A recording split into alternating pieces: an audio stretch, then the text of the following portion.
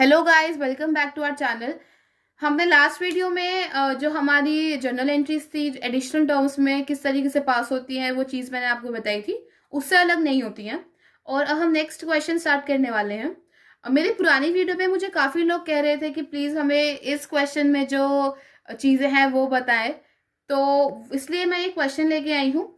वैसे ये बहुत ही इंपॉर्टेंट क्वेश्चन है मेरे पॉइंट ऑफ व्यू से, क्योंकि इसमें ऑलमोस्ट जो अलग जो हमारी जो टर्म्स थी जैसे आउटस्टैंडिंग वगैरह वो इसमें टर्म्स कवर हो रही हैं, एडवांस भी कवर हो रहा है।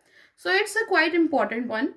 इसमें जीएसटी नहीं है ऑल्दो, बट मैं आपको आगे टॉपिक्स में वो पढ़ाऊंगी। सो अब स्टार्ट करते हैं।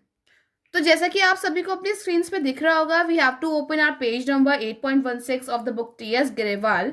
और हमें स्टार्ट करना है ये इलिस्ट्रेशन जो गिवन है। अच्छा है, तो स्टार्ट करते हैं। सबसे पहला पॉइंट हमें है कि बिजनेस स्टार्ट हुआ है अमित के द्वारा विद कैपिटल जो कैश के थ्रू लाया है 25,000 और चेक के थ्रू 2 लाख। तो it's a very well known entry to all of you. Cash के थ्रू आया, बिजनेस में कैश इंट्रोड्यूस हुआ है, तो क्या cash account debit. I hope आप सभी को रीजन पता होगा कि कैश बढ़ चुका है कि बिजनेस के अंदर, तो डेबिट है। बैंक है क्योंकि चेक के थ्रू आया है पैसा एज ए कैपिटल, तो बैंक अकाउंट डेबिट। और ये दोनों क्या हैं? कैपिटल है ना, गिवन भी है कि इंट्रोड्यूसिंग कैपिटल आई है, तो क्या आएगा यहाँ? 25,000, 2 लाख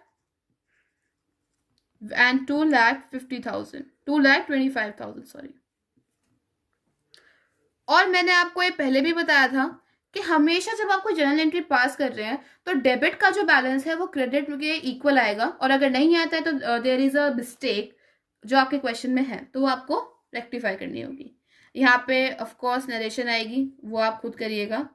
सेकेंड पॉइंट से इसकी सैलरी पे हो रही है, सैलरी की पेमेंट हो रही है, तो सैलरी इज एन एक्सपेंस। और मैंने आपको बताया था रूल्स में, मॉडर्न अप्रोच वाले में, जब एक्सपेंस बढ़ता है तो डेबिट होता है। अगर आपने मेरी वो वीडियो नहीं देखी है तो please go and check it out, because वो काफी इंपॉर्टेंट है। और ऑब्वियसली आप पे कर रहे हैं तो कैश या बैंक के थ्रू ही पे करेंगे, और तो कोई आपके पास साधन है ही नहीं। यहाँ पे आप कैश लिख सकते हैं, हम लिख ही रहे हैं, बैंक भी लिख सकते हैं, दोनों ही सही है। बट क्योंकि कुछ गिवन नहीं होता तो हम कैश ही लिखते हैं अगर कुछ गिवन ना हो तो। So I think this point is clear to all of you. Please don't forget to write the narration. Now जो थर्ड पॉइंट है, अगर आप देखें तो इसमें दो एंट्रीज इंक्लूड हैं। आप पढ़िए कि इलेक्ट्रिसिटी एक्सपेंसेस ऑफिस के पेड हुए हैं 7,500, और एक जो प्रोप्राइटर है हमारा, जो बिजनेसमैन है, उसने अपने रेजिडेंस के लिए, अपने पर्सनल खर्चे के लिए, जो कि कोई घर का खर्चा है, निकाले हैं 2,500 बाय इशूइंग अ चेक। आपको ये भी बता दिया गया है कि बैंक के थ्रू निकाले हैं। सो आई थिंक आप इसमें एक एंट्री पास कर सकते हैं हर एक चीज की, या मिला के भी कर सकते हैं। मैं दोनों ही चीजें सिखाती हूँ। सबसे पहले जो अलग अलग एंट्रीज पास होंगी मैं आपको वो दिखाती हूँ जो कि बुक में नहीं है। अगर हम पहला देखें कि इलेक्ट्रिसिटी एक्सपेंसेस पे हो रहे हैं, तो आप कह सकते हैं कि electricity expenses account debit to cash account, sorry to bank account, क्योंकि गिवन है कि बैंक के थ्रू पे हो रहे हैं, राइट? कितने पे हो रहे हैं? 7,500 and 7,500. Okay. Now the second part of this question says कि ड्राइंग्स हो रही हैं क्योंकि पर्सनल यूज के लिए प्रोप्राइटर कुछ निकाल रहा है पैसा, तो उसके लिए क्या एंट्री होगी? Drawings account debit to bank account, क्योंकि चेक के थ्रू पेमेंट हो रही है। What? 2,500, 2,500।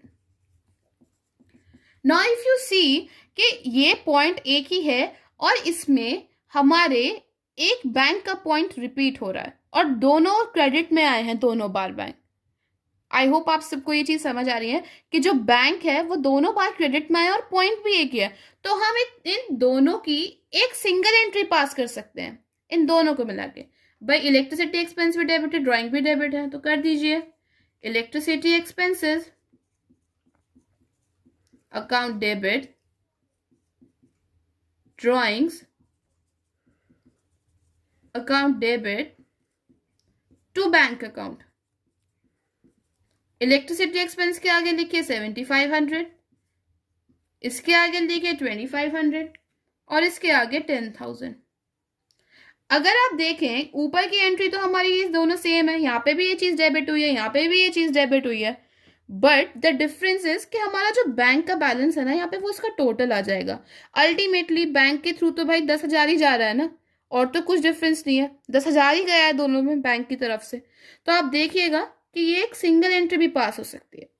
Although it's up to you कि आप कौन सा वाला यूज कर रहे हैं। आप ये वाला भी यूज कर सकते हैं जिसमें हमने दोनों की अलग अलग एंट्रीज करी हैं, और जिसमें हमने दोनों की एक करी है आप ये भी अच्छे से दिखा सकते हैं। तो इट्स अप टू यू, दोनों ही करेक्ट है, कोई भी रॉन्ग नहीं है। अब जो नेक्स्ट पॉइंट है I think it's quite new to you, क्योंकि आपने अब तक ऐसी कोई भी एंट्री पास नहीं करी है। तो अगर आप इसको पढ़ें, अंबुज एक डेटर था। आई होप आप सभी को पता हो कि डेटर क्या होते हैं, और अगर आपको नहीं याद तो प्लीज आप मेरी प्रीवियस वीडियोस जाके चेक करें। डेटर है जो कि बैंकरप्ट हो गया, मतलब उसके पास बिल्कुल भी पैसा नहीं है अपने क्रेडिटर्स को देने के लिए, जो कि हम होंगे। मैं दोबारा बता देती हूँ, डेटर्स वो होते हैं हमारे लिए जिनसे हमें पैसा आना है, जिसको हमने उधार में कोई चीज दी है, और उनके लिए हम क्रेडिटर्स होंगे। तो जो अंबुज है वो बैंकरप्ट हो गया, उसके वो सब बिल्कुल पैसा ही नहीं है उसके पास कि वो हमें कुछ पे करे। तो क्या हुआ है, लेकिन हाफ अमाउंट हमें मिल चुकी है। किससे मिली है? अंबुज के थ्रू मिली है। तो अगर अब आप देखें तो हमें क्या करना है, सबसे पहले हम ये बताएंगे कि जब हमारा पैसा डूब जाता है जो कि हमें मिलना था, उनको हम कहते हैं बैड डेट। वो पैसा हमारा बैड हो गया और डेटर्स के थ्रू आया है। मैं आपको बताती हूँ कि वो डेटर्स होते हैं, तो ये शब्द डेटर से ही आया है, डेप्ट। तो बैड हो गया जो डेप्ट, दैट इज कि हमें उससे कुछ पैसा मिलना ही नहीं है। आई hope this one is clear. लेकिन हमें उससे कुछ पैसा आ रहा है, आधा पैसा आ रहा है।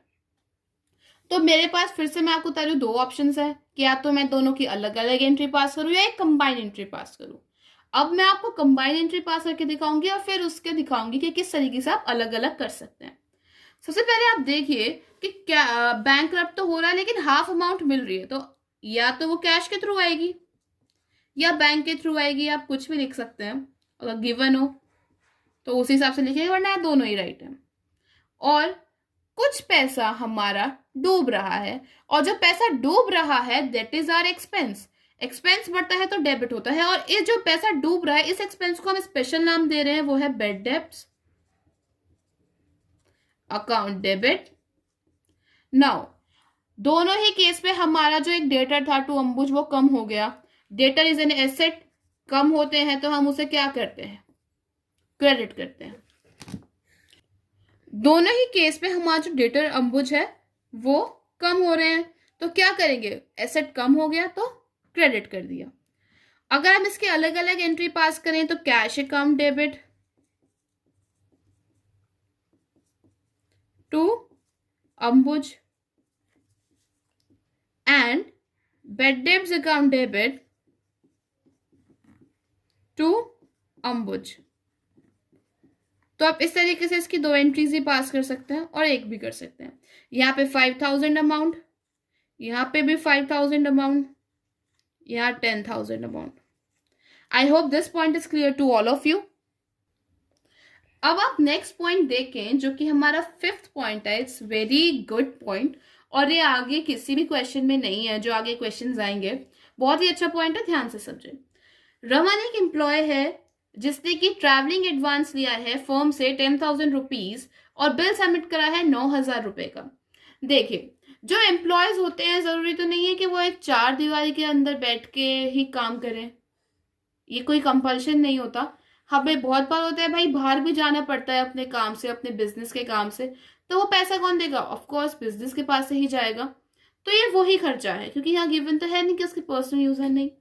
तो ये है कि रमन एक एम्प्लॉय है, उसने एडवांस लिया है 10,000 रुपए का और बिल सबमिट किया है 9,000 रुपए। एडवांस तो 10,000 रुपए का था, लेकिन जो एक्चुअल में खर्चा हुआ 9,000 का हुआ, और उसने बैलेंस अमाउंट फर्म को दे दिया।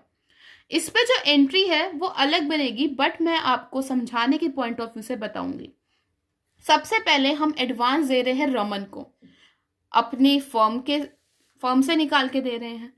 देंगे तो कैश जाएगा, तो पहले तो आपने बड़ी इजीली लिख दिया भाई टू कैश, तो होगा ही होगा क्योंकि पैसा तो जाएगा ही जाएगा, ठीक है। कैश है, एसेट कम हुआ तो क्रेडिट कर दिया। नाउ यहाँ डेबिट में क्या आएगा? जब हम किसी को एडवांस दे रहे हैं वो पैसा हमारा ही है, मैंने आपको पहले भी बताया था। जब भी कोई एडवांस चीज हम दे रहे हैं वो हम उसे एज एन एसेट ट्रीट करेंगे, क्योंकि अभी ये श्योर नहीं है कि वो काम होगा ही होगा। ऐसा भी हो सकता है वो काम ना वो मेरे पास आ जाए, तो इतने वो काम नहीं होगा, इतने वो पैसा मेरा है, बेशक उसके पास है बट मेरा है। तो ये एक एसेट है, एक एसेट बढ़ गई फॉर्म के अंदर, तो वो क्या हो जाएगा? डेबिट हो जाएगा। एडवांस टू रमन, ये मैं आपको पहले समझाने के उससे बता रही हूँ, this is not the general entry of this question. Account, कितने पैसे दिए उसने? 10,000 रुपए दिए, 10,000 रुपए दिए। नाउ कुछ चेंज हुआ है। क्या चेंज हुआ है? हमारा जो पैसा था वो ज्यादा खर्च नहीं हुआ, कम खर्च हुआ है। 10,000 रुपए एडवांस दिए थे पर 9,000 ही एक्चुअल में खर्च हुआ और उसने बाकी पैसा हमें वापस दे दिया। तो सबसे पहला काम तो हमें वो करना है जो मैंने आपको बताया था कि ये जो पैसा है ये हमारे पास अब एज एन एडवांस नहीं रहा क्योंकि खर्चा हो चुका है। तो अब हम क्या करेंगे? सबसे पहले जो एडवांस दिया था उसको कर दीजिए क्रेडिट, क्योंकि ये वाला अकाउंट तो खत्म ही हो गया भाई। जो अकाउंट पहले डेबिट हुआ था अगर हम उसे क्रेडिट कर देंगे विद द सेम अमाउंट तो क्या वो चीज कैंसिल हो जाती है। फिर अगर आपने देखा होगा एक चीज प्लस की है भाई और एक चीज माइनस की है तो वो क्या कट हो जाती है ना। सेम फॉर दिस, डेबिट अगर प्लस का हम डिनोट करें, क्रेडिट माइनस का, और अगर सेम अमाउंट से कोई चीज पहले डेबिट करिए फिर यहाँ क्रेडिट करें तो वो कट जाएगी। तो to advance to Raman, how much? 10,000, right. अब वो हमें कुछ पैसा वापस भी कर रहा है, कितना? Balance amount. बैलेंस अमाउंट वो मुझे वापस कर रहा है। अब उसने मुझे बैलेंस अमाउंट, अब उसने कैश वापस करा है बैलेंस वाला, तो हमारे फॉर्म में दोबारा से जो पहले कैश गया था उसका कुछ अमाउंट हमारा अंदर आ गया है, तो कैश को हम डेबिट कर देंगे क्योंकि कैश हमारा बढ़ गया है। हमें यही पता है कितने रुपयों से बढ़ा, 1,000 रुपये से बढ़ा है क्योंकि बैलेंस अमाउंट है ना, 9,000 का खर्चा है, 10,000 रुपये एडवांस दिए थे, बच्चे में दे दिए उसने वापस। अब हमारा एडवांस नीचे आ गया, कैश यहाँ आ गया, बट अगर आप देखें कि यहाँ पे 10,000 और 1,000 है, अब भी 9,000 का डिफरेंस है क्योंकि मैंने बताया था क्रेडिट और डेबिट का बैलेंस हमेशा सेम आता है। नाउ अब हम क्या करेंगे? जो ये ट्रैवलिंग एक्सपेंस हुआ ये भी तो फर्म का खर्चा है। ये एक्चुअल में कितने हुए हैं? 9,000। तो travelling expense account debit, cash account debit to advance to Raman. I hope this point is clear to all of you. So अब हम नेक्स्ट पॉइंट पे देखें, जो हमारा 6th पॉइंट है ये जस्ट इसका अपोजिट है। तो मैं ये आपको एज ए होमवर्क दे रही हूँ, ये आप लोग करिएगा और कुछ प्रॉब्लम हो तो मुझसे कमेंट सेक्शन में पूछे क्योंकि ये जस्ट इसका अपोजिट है, इसमें कुछ नहीं है। और अब हम नेक्स्ट पॉइंट पे आ गए, that is a 7th point जो कि है paid to creditors in cash. तो आई थिंक ये बहुत ही ईजी एंट्री है। क्रेडिटर्स हैं हमारे, क्या होते हैं क्रेडिटर्स? हमारे लाइबिलिटीज ही होते हैं। तो क्रेडिटर्स को हम पे कर रहे हैं थ्रू कैश, तो creditors account debit to cash account. काफी इजी थी। क्रेडिटर्स हमारे लाइबिलिटी है, लाइबिलिटी कम हो गई तो डेबिट, और कैश एसेट है फर्म से गया तो credit with 15,000 rupees. I hope this point is clear. Next point वही है, बस थोड़ा सा चेंज है, क्या कि चेक के थ्रू हो रही है। तो creditors account debit, this is creditors to bank account, 50K 50K, K means 1000। I think ये भी पॉइंट भी हो चुका है। Now the next point says कि हमें amount paid to a creditor 20,000 receive cash discount of 2,000। जो हमें क्रेडिटर्स को अमाउंट पे करनी थी उस पर हमें कुछ डिस्काउंट रिसीव हुआ है। एंड माइंड दिस, जो हमें डिस्काउंट रिसीव हो रहा है आपको क्या लगता है ये हमारा एक्सपेंस है या इनकम है? ऑफ कोर्स इनकम है, क्योंकि पहले हमें उसे 10,000 देने थे, अब 8,000 देंगे तो 2,000 तो बच ही रहे हैं ना। तो we will treat it as a profit as an income आप किसी भी तरीके से ट्रीट कर सकते हैं। तो सबसे पहले आप करेंगे क्या, क्रेडिटर्स तो कम हो गए, सेम एंट्री, भाई क्रेडिटर्स तो कम हो ही रहे हैं हमारे, अकाउंट डेबिट टू कैश या बैंक, भाई आप पेमेंट करेंगे तो या तो थ्रू कैश करेंगे या बैंक करेंगे, और to discount receive because it is an profit to us, to discount received क्योंकि ये भी हमारा एक प्रॉफिट हो चुका है। क्रेडिटर्स कितने थे हमारे 22,000 के, डिस्काउंट कितना रिसीव हुआ 2,000 का, तो ऑब्वियसली कैश पेमेंट हमारी सिर्फ 20,000 की होगी। I hope this point is clear to all of you. Next point हमारा क्रेडिटर्स का उल्टा है। अब next point pay amount receive हो रही है फ्रॉम अ डेटर ₹10,000, तो हमारे डेटर्स हमें पे कर रहे हैं तो ऑब्वियसली थ्रू कैश या बैंक ही होगा। तो कैश और bank account debit to debtor, debtor का नाम गिवन टू डेटर्स अकाउंट, नाम गिवन होता तो हम नाम लिख लेते, how much 10K 10K। This point is clear, this was the 10 point. And the last point says, last इसलिए क्योंकि इसके बाद जीएसटी स्टार्ट, तो ये जीएसटी तक ही मैं बताऊंगी, फिर मैं नेक्स्ट वीडियो में आपको जीएसटी पूरा समझा दूंगी और फिर हम उसकी एंट्री स्टार्ट करेंगे। अब हमें अमाउंट रिसीव हो रही है डेटर से और अब हम उसको कैश डिस्काउंट अलाउ कर रहे हैं। तो जब हम किसी को डिस्काउंट अलाउ करेंगे वो हमारे लिए एक एक्सपेंस हो जाएगा, राइट। जब डिस्काउंट रिसीव कर रहे हैं वो हमारे लिए as a profit as an income है, जब हम किसी को अलाउ कर रहे हैं तो वो हमारे लिए एक लॉस है। तो क्योंकि हमें एक डेटर पे कर रहा है तो ये भी एक ऑब्वियस सी चीज है कि या तो कैश के थ्रू पे करेगा या चेक के थ्रू पे करेगा, तो कैश और bank account debit. Now discount allow, why, क्योंकि हम उसको ये डिस्काउंट दे रहे हैं, हमारे लिए ये एक एक्सपेंस है, या डिस्काउंट अलाउड ही लिखिएगा, और जब मिलता है तो डिस्काउंट रिसीव। और टू डेटर्स अकाउंट, डेटर तो अब हमारे कम हो गए, उनसे पैसा आ गया, अब हम फ्यूचर में उनसे पैसा नहीं लेंगे तो डेटर्स कम हो गए, डेटर एसेट होते हैं, एसेट कम हुई तो क्रेडिट। नाउ डेटर्स कितने के थे 55,000 के, कैसे, क्योंकि 50,000 हमें डेटर्स से मिले हैं और 5,000 का हमने उनको डिस्काउंट अलाउ करा है। तो I hope this point is also clear to you. अब ये क्वेश्चन जीएसटी से पहले तक का पूरा हो गया है।